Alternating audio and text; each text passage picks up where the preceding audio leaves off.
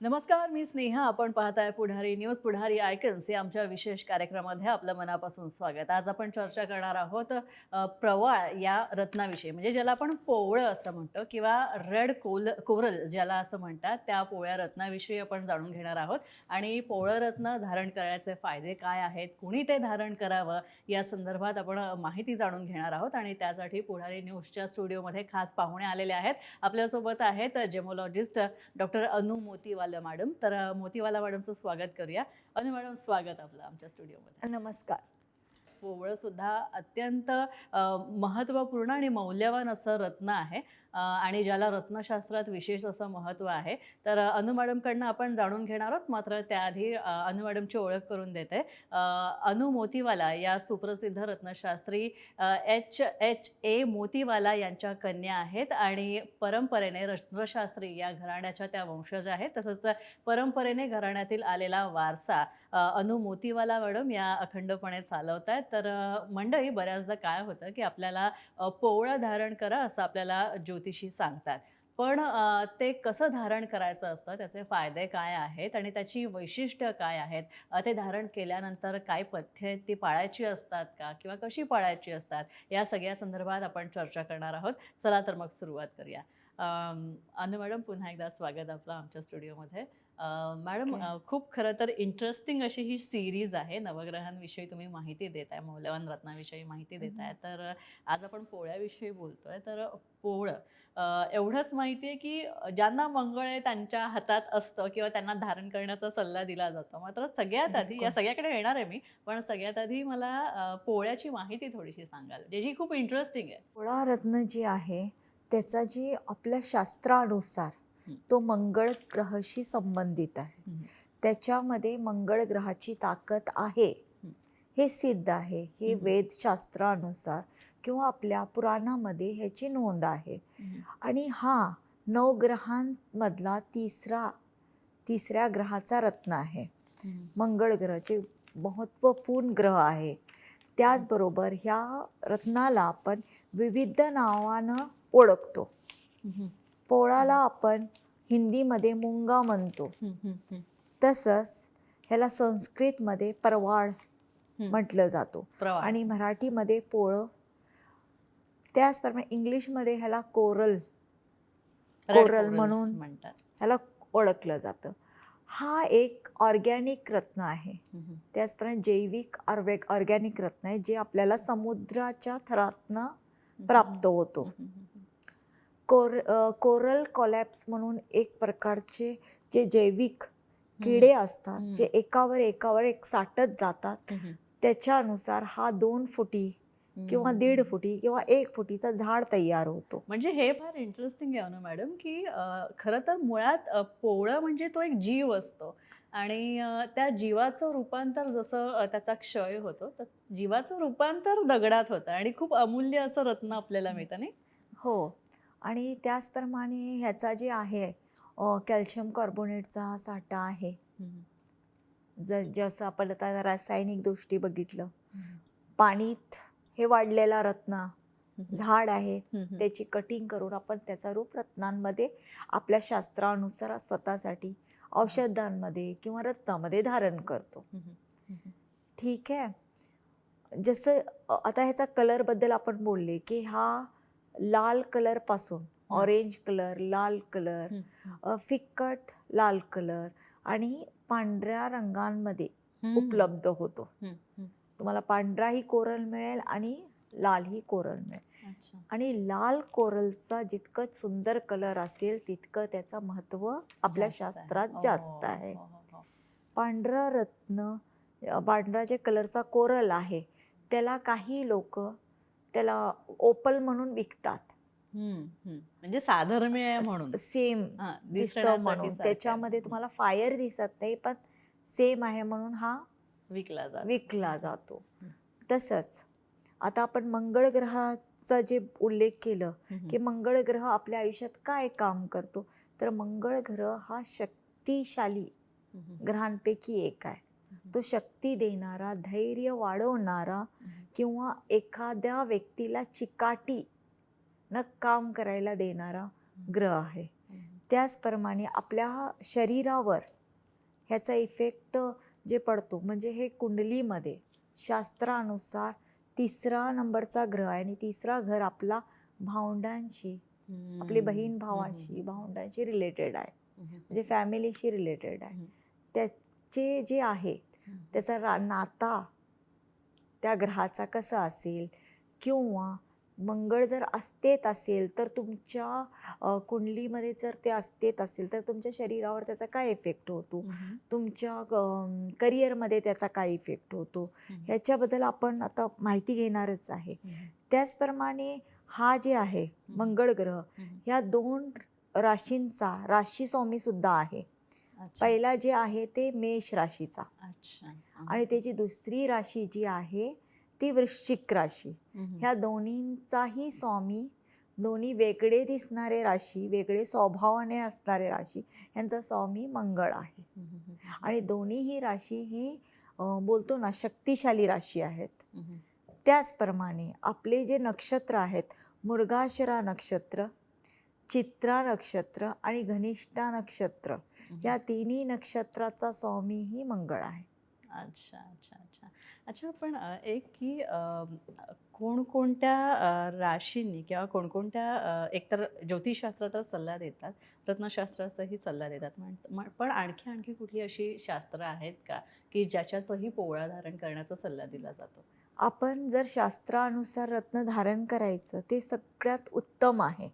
तर त्याप्रमाणे तुम्ही हस्तरेखानुसार, कुंडलीशास्त्रानुसार, त्याचप्रमाणे रत्नशास्त्रानुसार ज्या काही लोकांना खास रत्नच धारण करायचे असतात, रत्न धारण करणं त्यांना आवडतो, तर तुम्ही रत्नशास्त्रीकडे जाऊन त्याचा सल्ला घ्या की ते वेगवेगळे माध्यमातून अंकशास्त्रानुसार तुम्हाला, ज्योतिषशास्त्रानुसार आणि हस्तरेखानुसार तुम्हाला योग्य ते रत्न तुम्ही धारण करू शकता.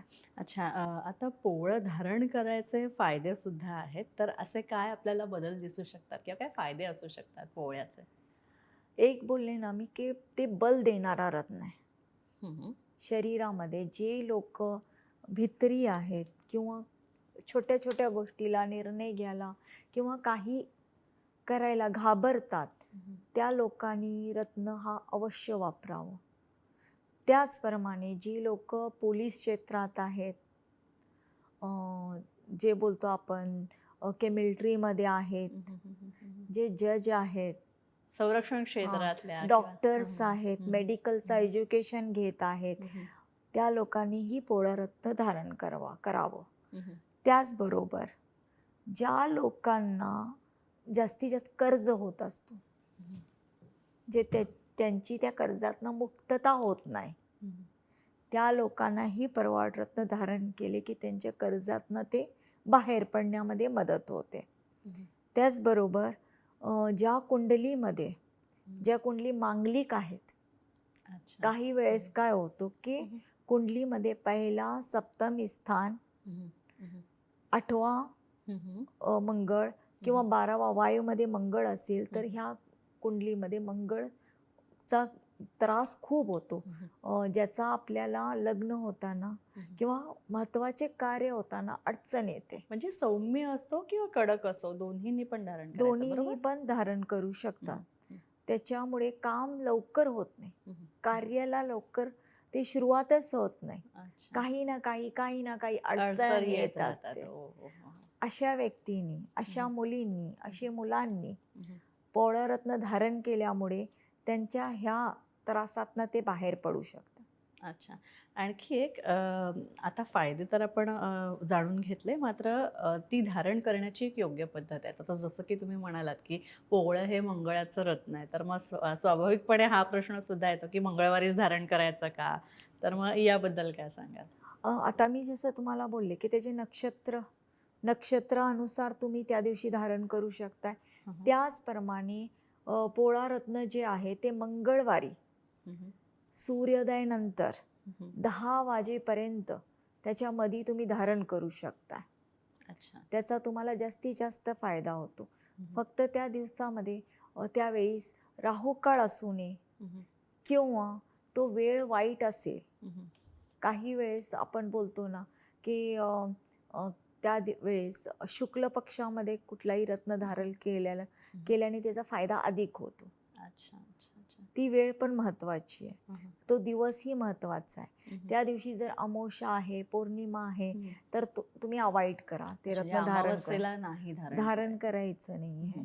किंवा पित्रांचा जे महिना असतो, महाळाचा महिना म्हणतो आपण, पितृपंधरवडा. त्यावेळेस तुम्ही कुठले शुभ कार्य करताना आपण थांबवतो ते त्यावेळेस आपल्याला रत्नही धारण करायचे नाहीये. अच्छा. त्याचा तुम्ही थोडा विचार करून योग्य ते सल्ला घेऊन वापर केलेला बरं. आता कोणत्या राशींसाठी शुभ आहे आणि आणखी कोणत्या राशी अशा आहेत ज्यांना पोवळं धारण करणं फायदा देऊ शकतं किंवा थोडंसं अपग्रेडेशन आपण ज्याला म्हणतोय जीवनामध्ये ते होऊ शकतं? पोळा रत्न जसं मी बोलले की ज्यांना मंगळचा त्रास आहे त्यांनी तर वापरावं. ज्यांची राशी वृश्चिक आहे किंवा मेष आहे, ह्यांचा स्वामीच असल्यामुळे ही लोक आपला राशी रत्न म्हणून वापरू शकतात. त्याचप्रमाणे कुंडलीमध्ये जर मंगळ ग्रह कुठल्याही 12 घरांमध्ये कुठेही राहू बरोबर युती करत असेल किंवा शनी बरोबर युती करत असेल तर धारण करावं. त्याचप्रमाणे सूर्याबरोबर जर मंगळ असेल तर मंगळ अस्तेत असतो किंवा सूर्याची दृष्टी जर मंगळवर पडत असेल त्यांनीही पोळा रत्न धारण करू शकतं. अच्छा, ठीक आहे. कुंडलीचा अभ्यास हा महत्वाचा आहेच, पण ह्याप्रमाणे तुम्ही करू शकताय. त्याचबरोबर ज्या मुलांना, लहान मुलांना जे खूप घाबरतात, छोटी मुलं, किंवा त्यांना दृष्टबाधा खूप होते, नजर खूप लागते, तर नजरेचे संरक्षणासाठीही पोळा रत्न धारण करू शकतात. अच्छा, मला एक सांगा की कदाचित असे योगायोग येऊ शकतात की एखाद्या कुटुंबामध्ये त्या कुटुंबातल्या दोन्ही सदस्यांना पोवळं धारण करण्याचा सल्ला देऊ शकतो. तर माझा प्रश्न असा आहे, कुतूहलापोटी विचारते की समजा दोघांनीही पोवळं धारण केलंय आणि एकाला सौम्य मंगळ आहे किंवा 2 वेगवेगळ्या राशीचे आहेत लोक आणि दोघांनीही पोवळं धारण केलंय, तर त्याचा एकत्रित काही प्रभाव असू शकतो का? कारण शेवटी त्या वेव्हलेंथ्स सुद्धा महत्त्वाच्या असतात किंवा त्या लहरी पण महत्त्वाच्या असतात. बरोबर आहे. जेव्हा 8वा मंगळ असतो किंवा सप्तमी स्थानात मंगळ असतो तर तो मंगळ थोडा भारी असतो. त्याच्यामुळे रत्न धारण केल्यामुळे तुम्हाला मॅरेज लाईफ असू दे किंवा तुमच्या तब्येतीची तक्रार असू दे किंवा अडचणी तुमच्या कामामध्येही खूप येत असेल तर ते थांबतील.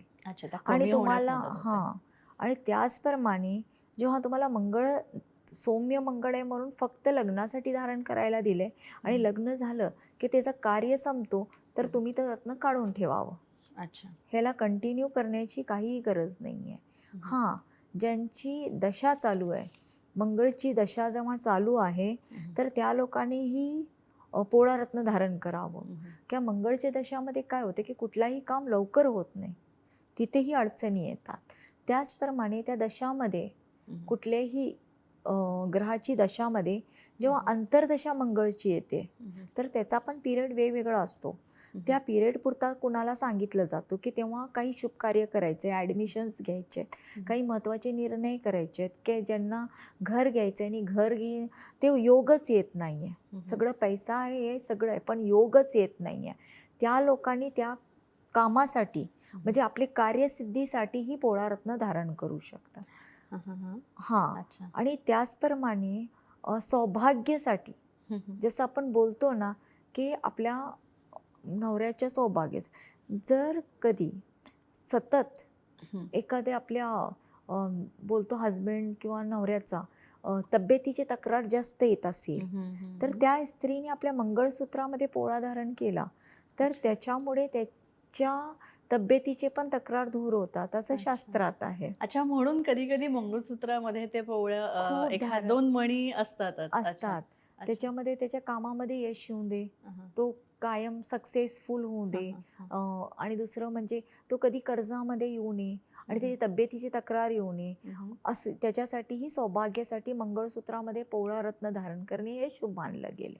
अच्छा, आणखी एक आता माझ्या एका नातेवाईकांना म्हणजे माझी एक बहीण आहे, तर त्या बहिणीला कोवळं असं म्हणजे तिचं लग्न जमत नव्हतं, तेव्हा तिला त्रिकोणी आकारात सोन्यामध्ये कोवळं धारण करायला सांगितलं होतं गळ्यात. ओके.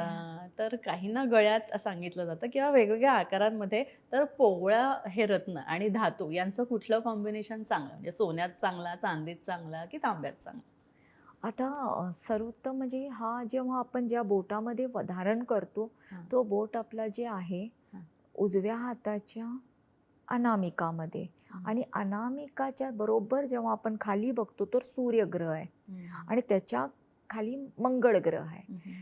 तर त्यामुळे त्या रत्नाला जर तुम्ही तांब्यात धारण करताय तर तुम्हाला सूर्याची पण ताकद मिळते. अच्छा. हां, हां. त्याच्यामुळे ते बोललं जातं की तुम्ही तांब्यात धारण करा. त्याचप्रमाणे सर्वोत्तम म्हणजे कुठलाही रत्न जास्तीत जास्त टिकण्यासाठी तुम्ही सोनं किंवा तांब्यामध्ये हं. पोळा रत्न धारण करू शकताय. त्याचा अच्छा. तुम्हाला जास्त फायदा होतो. हं, हं. ऑप्शन म्हणून चांदी. अच्छा, option best best combination is चांदी, राइट? हां, म्हणजे पोवळ्यासाठी बेस्ट कॉम्बिनेशन चांदी. चांदी. हं, हं. पण उत्तम सोनं आणि सोनं. हां, अच्छा, अच्छा, अच्छा. आता पोवळ्याच्या आयडेंटिटीविषयी म्हणजे खरं पोवळं आहे ते किंवा उत्तम प्रतीचं आहे, उत्तम जातीचं आहे, ते कसं ओळखायचं? एक तर पोळाचं जर तुम्हाला उत्तम जाती म्हणजे ह्याच्यामध्ये 2 प्रकारचे पोळे जे आहेत ते खूप उत्तम मानले गेलेत. एक इटालियन पोळं आणि एक जापानचा पोळं. हं, हं. ह्याचा रंग जे आहे तो स्थिर नसतो. अच्छा, थोडासा पण मॅडम भारतीय समुद्र किनाऱ्यांवर सुद्धा भारतीय समुद्रात सुद्धा पोवळं मिळतं म्हणजे पोळ्यांची इथंही खेती म्हणजे जसं तुम्ही बोलताय की काढलं जातं, पण त्याचा प्रमाण कमी आहे. हं, हं. त्याच्यामुळे काय झाले की इथं कलर खूप केला जातो. अच्छा, कृत्रिम रंगांचा वापर वापर खूप केला होतोय जातो. ओ, ओ, आणि तो ओ, ओ. स्वस्तात ते दिले जातात. हं, हं. काही आणि त्यातला शाईन आणि चमक जास्त असते. हं, हं. म्हणजे तो कृत्रिम पद्धतीनं जसं बनवतात ना, तर जेव्हा त्या आर्टिफिशियल असतात तेव्हा त्याची प्लास्टिकची हं, हं. मात्रा हं, हं. हं. खूप आहे. अच्छा, जेव्हा मी अच्छा. बघते, जर इटालियन आणि जपानचा पोळा तुम्ही बघितला, हं, हं.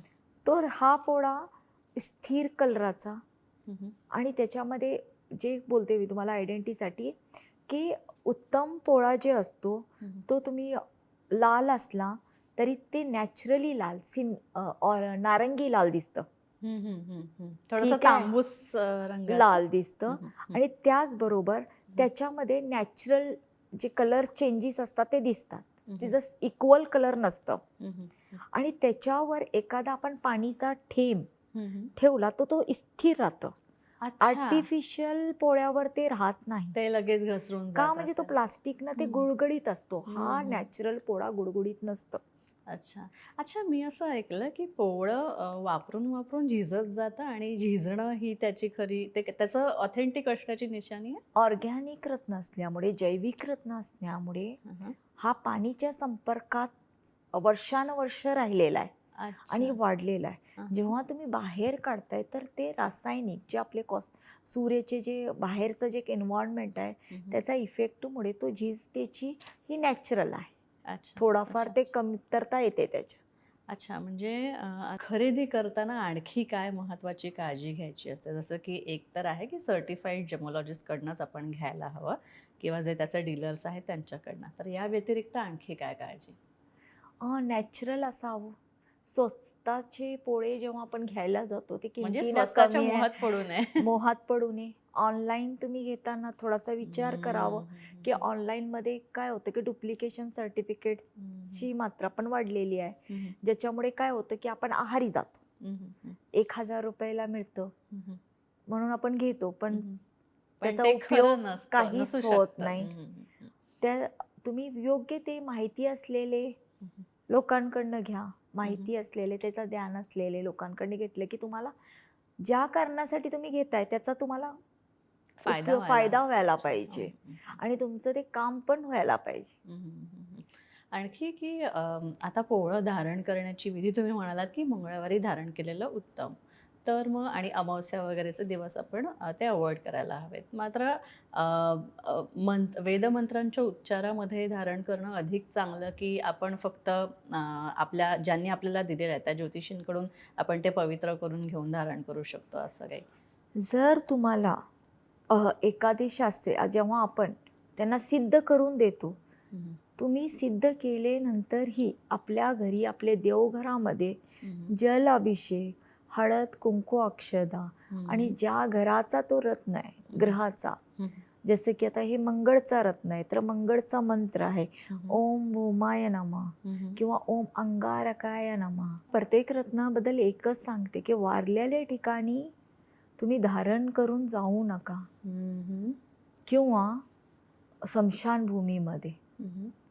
त्याच्यामुळे रत्नाला जे आपण सिद्धीकरण केलेलं आहे किंवा रत्नांवर तुम्ही ज्या उद्देशासाठी रत्न धारण करताय त्याची ताकद कमी होते. आणि कधी कधी आपल्या शरीराला इतकं की काही लोकांचे जे हे असतात शरीर जसे असतात त्यांना ऑब्झर्व करण्याची ओढण्याची चुंबकीय ताकद खूप असते. त्याचप्रमाणे ते नेगेटिव्हिटी लवकर ओढतात आणि रत्नांमध्येही हे दिव्य शक्ती आहे. तर त्याचा ते परिणाम काय होतं की ते रत्न काम करणं बंद करतो. अच्छा, आणखी एक अनु मॅडम, आता मला इथे थोडंसं तुमच्या इन्स्टिट्यूटविषयी सुद्धा जाणून घ्यायचं आहे, तुमच्या संस्थेविषयी, की नवग्रह अभ्यास केंद्रमध्ये वेगवेगळ्या प्रकारची रत्न तुम्ही अभ्यासता आणि रत्न देता सुद्धा, आणि सगळ्यात महत्त्वाचं म्हणजे ज्योतिषशास्त्रीय मार्गदर्शनसुद्धा आहे. तर मला जरा तुमच्या कामाविषयी आणखी सांगा. जेव्हा आमच्याकडे कुणी येतं की कन्सल्टिंग करायची आहे आणि आम्हाला रत्न घालायचे, रत्न मला वापर करायचा आहे रत्नाचा, आणि प्रत्येकाचं काय असतं की काही ना काही समस्या घेऊनच येतात. तर त्या समस्यासाठी आम्ही जेव्हा कुंडलीचा पूर्ण अभ्यास म्हणजे त्यांची जन्मतारीख, जन्मवेळ आणि जन्म ठिकाण लिहून घेतो आणि प्रॉपर पद्धतीनं त्याचा अभ्यास केला जातो आणि त्याच्यामध्ये ते कुठल्या राशीचं आहे आणि कुठलं त्याचं लग्न काय आहे, त्याचं नक्षत्र काय आहे आणि आत्ता कुठली दशा चालू आहे आणि त्या दशाप्रमाणे त्याच्यात अंतर्दशा काय आहे, अच्छा, ह्याचा पहिला पूर्ण अभ्यास केला जातो. त्याचप्रमाणे तो काय काम करतो, त्याला रुची काय कामात आहे. काही आमच्याकडे करिअरचा सल्ला घेण्यासाठी येतात. आता हल्ली काय होत होता, मध्ये आई वडील जे काय बोलायचे की हे करायचं आहे तर मुलं करायची, पण आत्ताची मुलं तसं करत नाही. ॲक्च्युली त्यांचं ॲप्टिट्यूड पाहणं पण जास्त महत्त्वाचं आहे. तर आता काय होत आहे की मुलांना ज्या गोष्टी आवडत नाही ते जबरदस्ती करू नये. त्याच्यासाठी खास पॅरेंट्स येतात मुलांना घेऊन की तुम्ही कुंडलीप्रमाणे आम्हाला सांगा की आमच्या मुलाला आम्ही काय करू. तेव्हा आम्ही सांगतो की यांची कुंडली अशी आहे, तर ह्या नक्षत्रात हे जन्मलेले आहेत, तर ह्या नक्षत्रासाठी आणि यांच्या कुंडलीच्या ग्रहांप्रमाणे ह्यांना हा करिअर उचित आहे, ह्याच्यामध्ये ह्यांना जास्त सक्सेस मिळेल. ठीक आहे, त्याप्रमाणे आम्ही अभ्यास करतो. ज्यांचं जन्मतारीख, जन्मवेळ, जन्म ठिकाणच नाही आहे, ज्यांना माहीतच नाही की किती तारखेला जन्मलेलं आहे, त्यांचे आम्ही हस्तरेखाचा अभ्यास करतो. अच्छा, पुरुषांचा उजवा हात आणि लेडीजचा डावा हात आणि चेहराशास्त्रानुसार त्यांना सांगितलं जातं, मार्गदर्शन केलं जातं की तुम्ही हे रत्न धारण करा, ह्याच्यामुळे तुमच्या जे काही संकट येत आहेत किंवा समस्या येत आहेत किंवा तुमच्या तब्येतीचे तक्रार आहे ते दूर होऊ शकतात. तर आपण पाहिलं की अनु मोतीवाला भोसले यांच्याकडे आपण गेलात तर तुम्हाला उत्तम मार्गदर्शन आणि रत्नशास्त्राविषयी सुद्धा उत्तम माहिती तुम्हाला मिळेल आणि उत्तमोत्तम उच्च प्रतीची रत्न तुम्हाला अनु मॅडमकडे मिळतील. तसंच तुमच्या कुंडलीचा अभ्यास करून त्याचप्रमाणे हस्तरेखाशास्त्र आणि म्हणजे स्पामिस्ट्री किंवा फेस रिडिंग करून पण मॅडम तुम्हाला योग्य ते मार्गदर्शन करू शकतात. अनु मॅडम, तुम्ही पुढारी न्यूजच्या स्टुडिओमध्ये आलात त्यासाठी खूप खूप आभार तुमचे. थँक्यू. तुम्हाला सुद्धा अनु मॅडमचं मार्गदर्शन हवं असेल तर तुम्ही नक्की घेऊ शकता आणि त्यासाठी स्क्रीनवर तुम्हाला जे संपर्क क्रमांक दिलेले आहेत त्याच्यावर तुम्ही कॉन्टॅक्ट करा, ते नोंद करून घ्या तुमच्या डायरीमध्ये आणि तुम्ही मॅडमना संपर्क करू शकता. नक्कीच त्या तुम्हाला योग्य ते मार्गदर्शन करतील. यानंतर इथेच थांबतोय. नमस्कार. पाहत राहा पुढारी न्यूज.